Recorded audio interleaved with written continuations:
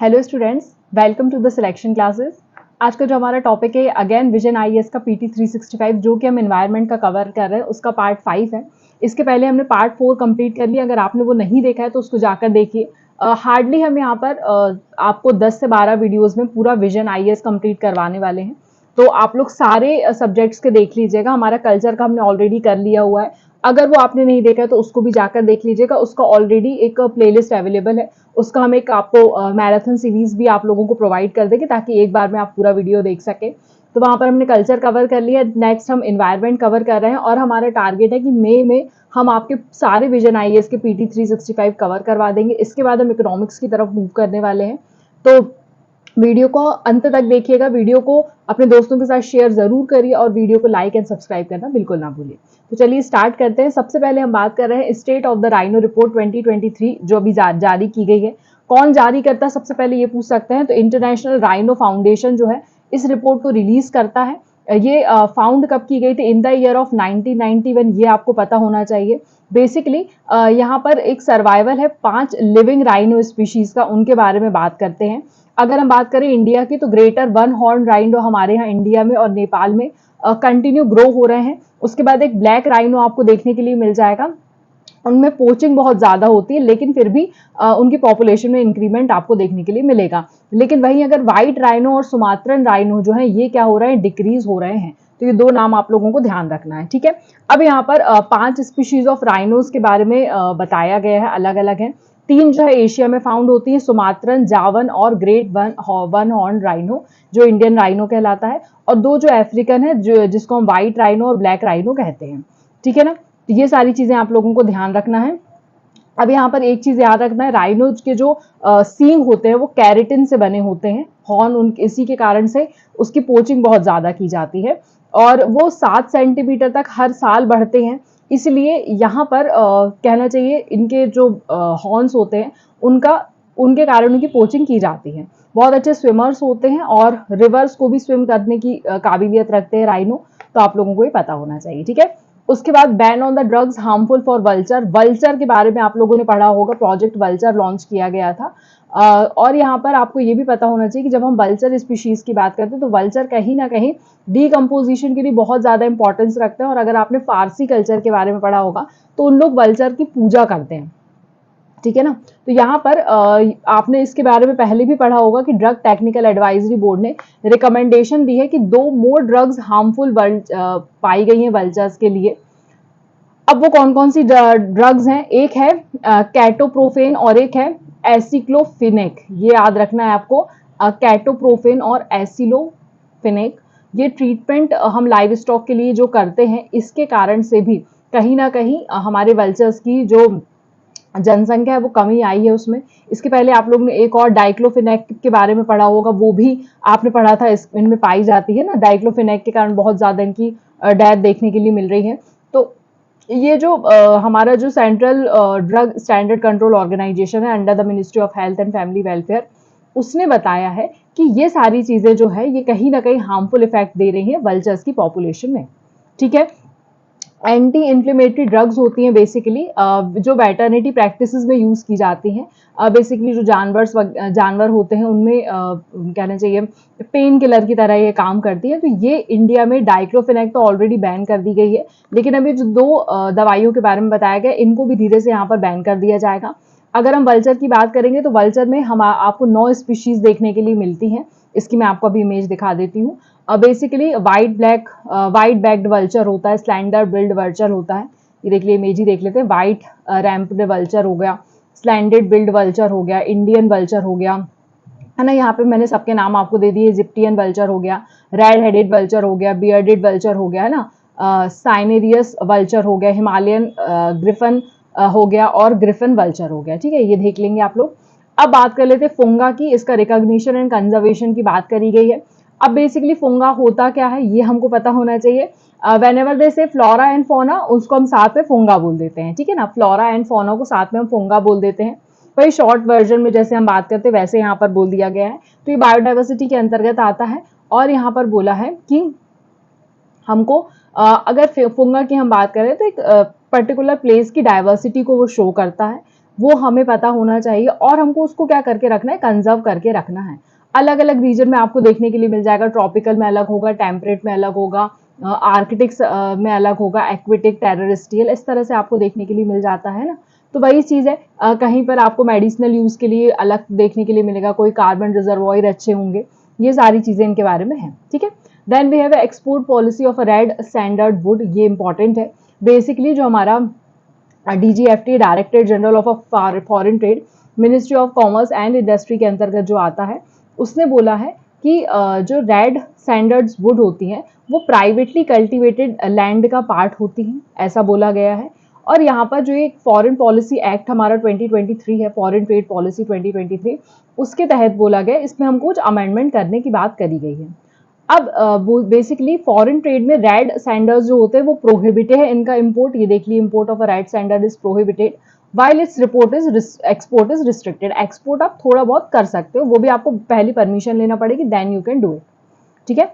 अब 2019 में जो हमारी एक्सपोर्ट पॉलिसी हुई थी उसमें परमिट किया था एक्सपोर्ट रेड सैंडर्स का in a log form and a root. Log के फॉर्म में मतलब वो जो हम बल्क में इकट्ठा ऐसे तने तने काट के जो ले जाते हैं उस फॉर्म में कर सकते हैं, रूट्स के फॉर्म में कर सकते हैं।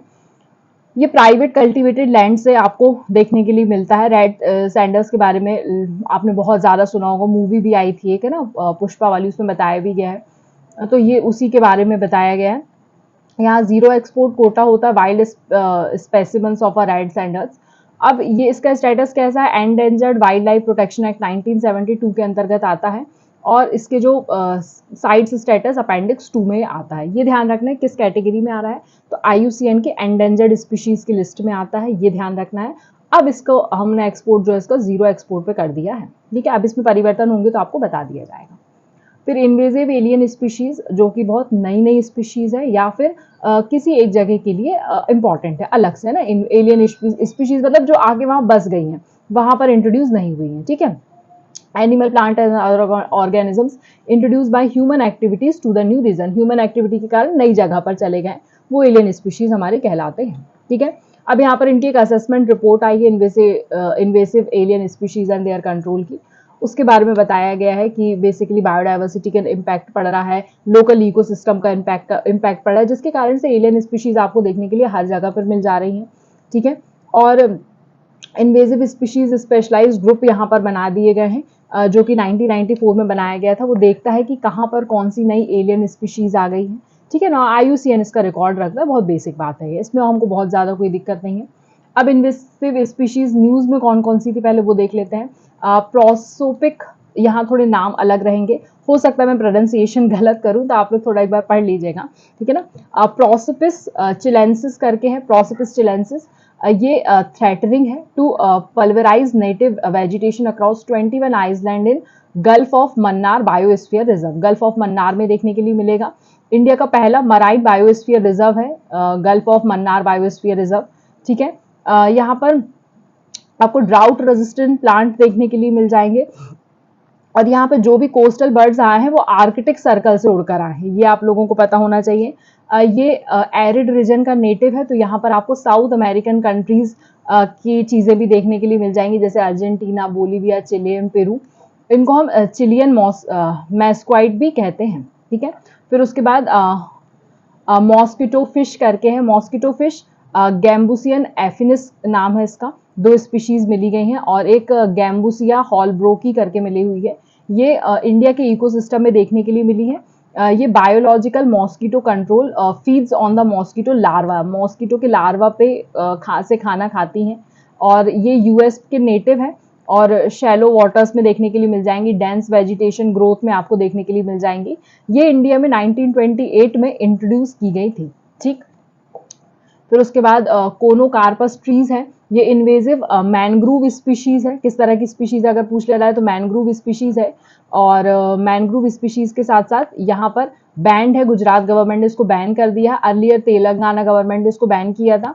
A genius of a 2 species flowering plant of winter, flowering plant है विंटर का, ट्रॉपिकल रीजन में आपको देखने के लिए मिल जाएगा। पब्लिक स्पेसेस में ऑर्नामेंटल मतलब अच्छे लुक के लिए यहाँ पर यूज किया रहा था, कोई इसका खासा उपयोग है नहीं।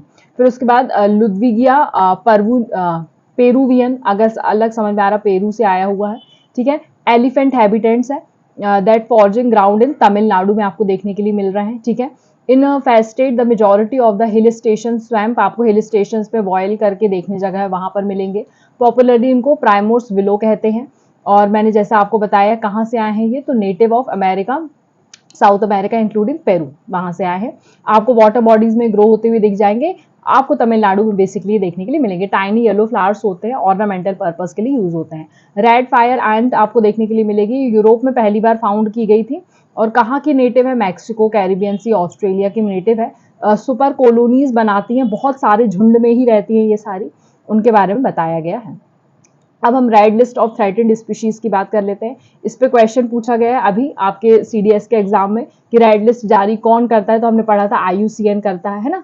अगर आपने वो हमारा सीडीएस वाला नहीं देखा है लेक्चर, तो उसको देख लीजिए, क्योंकि प्रीवियस ईयर क्वेश्चंस का बहुत ज्यादा इंपॉर्टेंस होता है। और अगर सीडीएस पे कुछ पैटर्न पूछ रहे हैं तो हो सकता है चांसेस कि यूपीएससी में भी वो पूछ ले, ठीक है। तो थोड़ा सा उसको देख लीजिएगा। अब ये न्यूज में क्या होता है, international union for conservation of nature red list जारी करता है। कितनी स्पीशीज की हुई है इन्होंने, 44,000 थ्रेटेंड विद एक्सटिंक्शन बताई गई हैं, 2,000 इंक्रीज हो गया है। और यहाँ पर सैगा करके एक है, वो मूव हो गया है क्रिटिकली एंडेंजर्ड से नियर थ्रेटेंड स्पीशीज पे, ये ध्यान रखना है। Antelope have roamed the earth since the last ice age, antelopes आपको देखने के लिए मिलेंगे। 25% फ्रेश वाटर फिशेज जो है वो रिस्क पे है ऑफ एक्सटेंशन, और 17% अफेक्टेड है क्लाइमेट चेंज से। यहाँ पर first global fresh water fish assessment किया गया है। 4 fish water submarine fishes found की गई हैं केरला में। कौन कौन सी हैं, एक शाजी कैटफिश है, एक अब्दुल कलाम ब्लिंड है, एक केव कैटफिश है, एक पेंजियो भुजिया करके है। ये नाम याद रखना है भाई। ये 4 हमारी फ्रेश वाटर की सब टेरियन फिश स्पीशीज फाउंड की गई है केरला में। इसमें 4 हमारी एंडेंजर्ड पे है और एक हमारी वल्नरेबल पे है, जिसका नाम है गोलम स्नेक हेड, ठीक है। इनके हमने इमेजेस नहीं ली हुई है, आपको बस पता होना चाहिए। अब ये पता है आपको कैटेगरीज IUCN में कैसी होती हैं, वल्नरेबल होता है, एंडेंजर्ड होता है, क्रिटिकली एंडेंजर्ड होता है, ये सारे थ्रेटेंड कैटेगरीज में आते हैं, ठीक है। देख लीजिए, नियर थ्रेटेंड स्पीशीज होती है, लीस्ट कंसर्न होता है, डेटा डेफिशिएंट होता है, critically endangered, vulnerable, extinct, extinct in the wild. ये थोड़ा सा एक बार देख लीजिएगा, इंपॉर्टेंट है कि नियर थ्रेटेंड में कौन सी स्पीशीज आ सकती है ना, उसका क्राइटेरिया क्या है। कभी कभी इससे क्वेश्चन, ये शायद मेरे ख्याल से प्रीवियस ईयर में पूछा गया क्वेश्चन है, तो पढ़ लीजिएगा। अब प्रोटेक्टेड एरियाज जो भी न्यूज में थे हम वो पढ़ लेते हैं। तो देख लीजिए, यहाँ पर पहले हमने वो दे दिया, गंगोत्री नेशनल पार्क हो गया, फिर उसके बाद बूरा चोपड़ी वाइल्ड लाइफ सेंचुरी हो गया, दुधवा टाइगर रिजर्व, ये सब हमने यहाँ पर दे दिए। एक एक करके इसको पढ़ते हैं। सबसे पहले हम अरुणाचल प्रदेश की तरफ मूव करते हैं, तो आपको कमलांग टाइगर रिजर्व देखने के लिए मिल जाएगा। ये टाइगर रिजर्व ने बटरफ्लाई वॉक को कंडक्ट किया है, ठीक है ना। कहाँ से कहाँ तक उड़ रही है, बेसिकली वही है, बटरफ्लाई वॉक इसको बोला गया है। यहाँ पर अगर इसकी लोकेशन की बात करूंगी तो आपको लोहित डिस्ट्रिक्ट ऑफ अरुणाचल प्रदेश में देखने के लिए मिल जाएगी। और ग्लो लेक इसमें इस रिजर्व में आपको फ्लो होते हुए दिखेगा, फॉल होते हुए दिखेगा।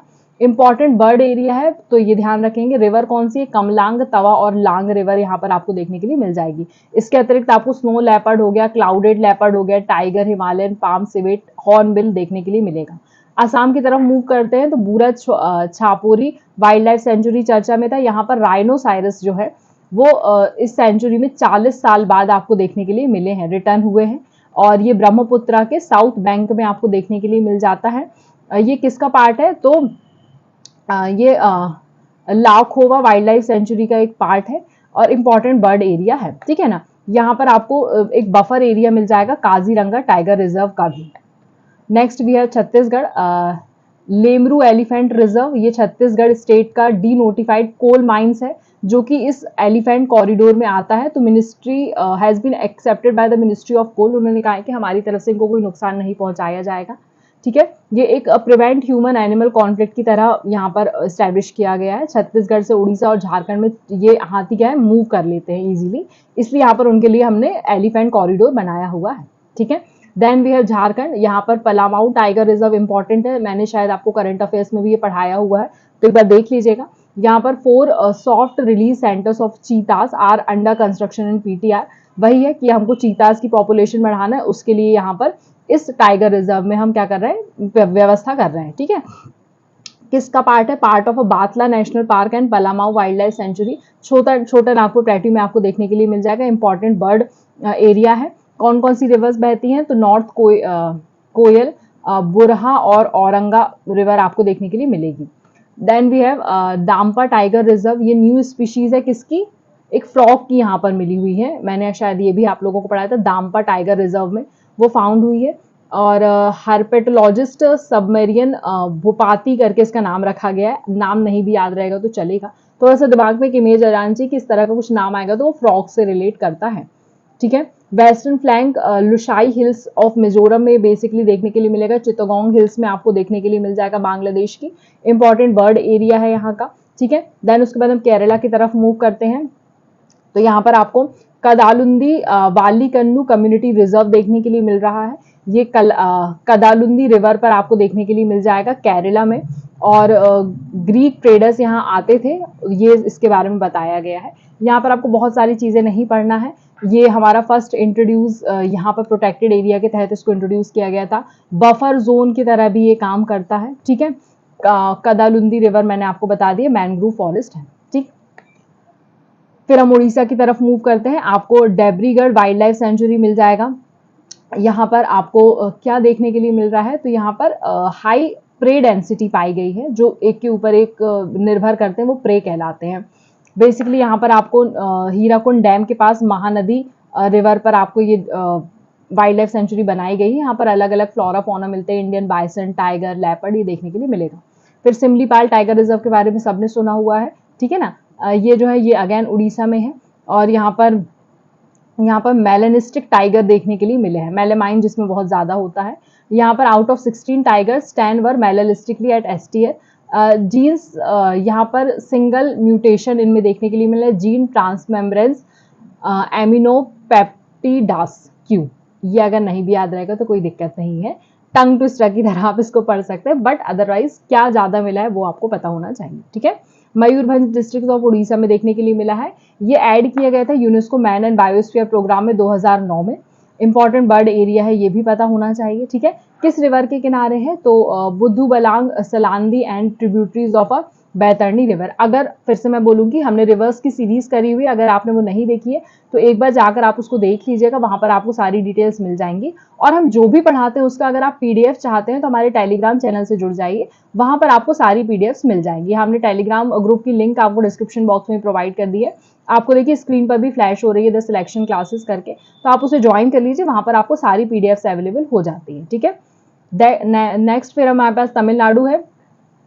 मुकुरही नेशनल पार्क है। ये तमिलनाडु पुलिस ने इंक्रीज किया है विजिलेंस यहाँ पर पोचिंग को कर्ब करने के लिए। बेसिकली नीलगिरी हिल्स में मिल जाएगा, नीलगिरी बायोस्फीयर रिजर्व का ही एक पार्ट है। इंपॉर्टेंट बर्ड सेंचुरी है।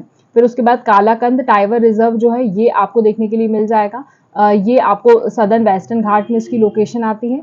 और दो यहाँ पर वो है, एक कालाकंद वाइल्ड लाइफ सेंचुरी और मुंदाथुराई टाइगर सेंचुरी। ठीक है। कौन सी रिवर पर है ये पता होना चाहिए, रिवर तैमरा बरानी। ठीक है। Next we have Annamalai tiger reserve. ये आपको तमिलनाडु का पोर्शन है। अगेन यहाँ पर सदर्न वेस्टर्न घाट में आता है। 6 डिफरेंट इंडिजीनियस पीपल है, मलाई, मलासार, कदार, मलासार, मधुवन, पुलियार, एरावल, ये आपको देखने के लिए मिल जाएंगे। कैट्स यहाँ पर बहुत ज्यादा रिकॉग्नाइज की गई हैं। ठीक है ना। ऊपर निरार रिवर पर ये बना हुआ है। देन उत्तराखंड की तरफ मूव करते हैं। यहाँ पर गंगोत्री नेशनल पार्क है। Decided to transfer approximately 50 hectares of a land to the army को देने वाले हैं यहाँ पर। और ये वही है, उत्तरकाशी डिस्ट्रिक्ट में आपको देखने के लिए मिल जाएगी। और इम्पॉर्टेंट बर्ड एरिया है। और भागीरथी रिवर यहाँ से निकलती है। उत्तर प्रदेश की बात करेंगे, दुधवा टाइगर रिजर्व चर्चा में था। यहाँ पर कैट्स रिकॉग्नाइज की गई हैं। एक बफर जोन बनाया गया है रॉयल बंगाल टाइगर के लिए यहाँ पर, तो ये पता होना चाहिए आपको। तो यहाँ पर हमारे सारा जितना भी पार्ट 5 का था पोर्शन हमने कंप्लीट कर लिया है। नेक्स्ट सेशन में हम लोग थोड़ा सा आपको एक अलग से एक स्पीशीज इन न्यूज का भी बताने वाले हैं, जो कि चर्चा में थी। उसके क्वेश्चंस भी 1 या 2 आपको एग्जाम में देखने के लिए मिल जाते हैं। तो अगर आपने पहले वाले वीडियोस नहीं देखे हैं एनवायरनमेंट के, तो उनको एक बार जाकर देख लीजिए। हमने कल्चर भी ऑलरेडी कवर कर लिया, उसे भी देखिए। हमारे चैनल पर केवल बोल सकती हूँ मैं एग्जाम पर्सपेक्टिव से जो भी चीजें इंपॉर्टेंट है उसके ही वीडियोस आपको मिलेंगे। अननेसेसरी हमने और वीडियोस नहीं अपलोड किए, तो उन्हें एक बार जाकर देख लीजिए, आपके लिए बहुत ज्यादा बेनिफिशियल होने वाला है। चैनल को लाइक एंड सब्सक्राइब करना बिल्कुल ना भूलिए और वीडियो को अपने दोस्तों के साथ शेयर करिए। हमारे टेलीग्राम चैनल से जुड़ जाइए, जिसका कि लिंक आपको डिस्क्रिप्शन बॉक्स में मिल जाएगा, जहां पर आपको हम जो भी पढ़ाते हैं उसका PDF अवेलेबल हो जाएगा। और वीडियो को ज़्यादा से ज़्यादा लोगों तक शेयर करिए। धन्यवाद।